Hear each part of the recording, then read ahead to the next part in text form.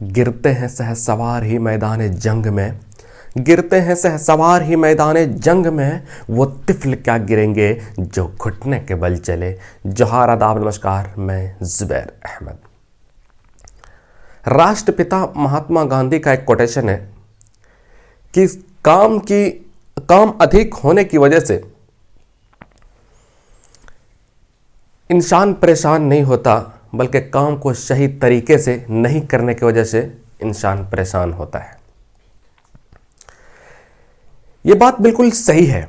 और समय का इंपॉर्टेंस, समय का कद्र, समय की वैल्यू नहीं जानने की वजह से और समस्या आती है, और प्रॉब्लम्स आते हैं, और समस्या आती है, समस्या और घेरती है, हालात और घेरती है, परिस्थितियां और घेरती है। पिछली कुछ पुरानी बातें याद कर करके और अभी का जो समय है, ये अनमोल समय को भी गंवाते हैं पिछली बातें याद करके कि मेरे साथ ये हो गया, मेरे साथ ये हो गया, मेरे साथ वो हो गया। जो समय, जो वक्त गुजर गया, हो सकता है आप परेशान थे। पिछली बातों को याद करना बहुत अच्छी बात है, लेकिन उससे भी बड़ी बात यह है कि पिछली बातों से सीख लेना। पिछली बातों से सीख लेना उससे भी बड़ी बात है।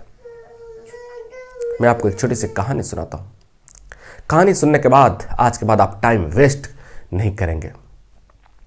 एक लड़का गांव में जो है ना, बहुत टाइम बर्बाद करता था, बहुत टाइम बर्बाद करता था। जहां जाता था तो चला ही जाता था। कोई जिम्मेदारी उनके ऊपर, कोई जिम्मेदारी नहीं थी, कोई रिस्पॉन्सिबिलिटी नहीं थी। लोग उनकी मजाक उड़ाते थे, लोग उनके बहुत समझाने की कोशिश करते थे, क्यों बर्बाद कर रहे हो टाइम, क्यों समय बर्बाद कर रहे हो, क्यों वक्त बर्बाद कर रहे हो, कुछ सुधर जाओ, कुछ समय का कद्र कर लो, कुछ इंसान, अच्छे इंसान बन जाओगे, अच्छा आदमी बन जाओगे।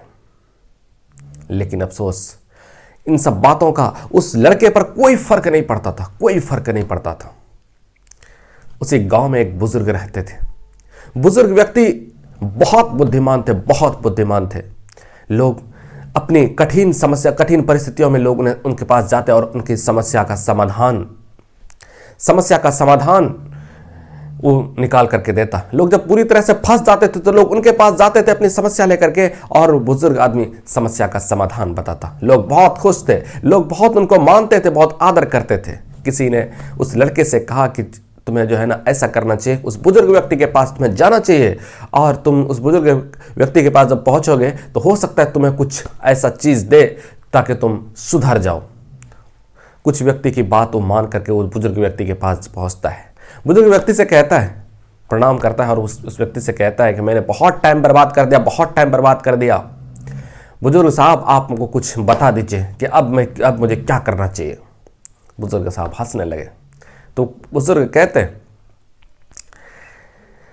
कि देख बेटा, जो टाइम बीत गया तो बीत गया, टाइम तो वापस तुम नहीं ला सकते हो, लेकिन आने वाला जो तुम्हारी जिंदगी है, आने वाला जो तुम्हारा समय होगा, इसको तुम थोड़ी ही समय में, अगर इस समय को पहचानते हो, थोड़ा दिन नहीं बीतेगा, तुम्हारे जीवन सुधर जाएगा, तुम अच्छे इंसान बन जाओगे।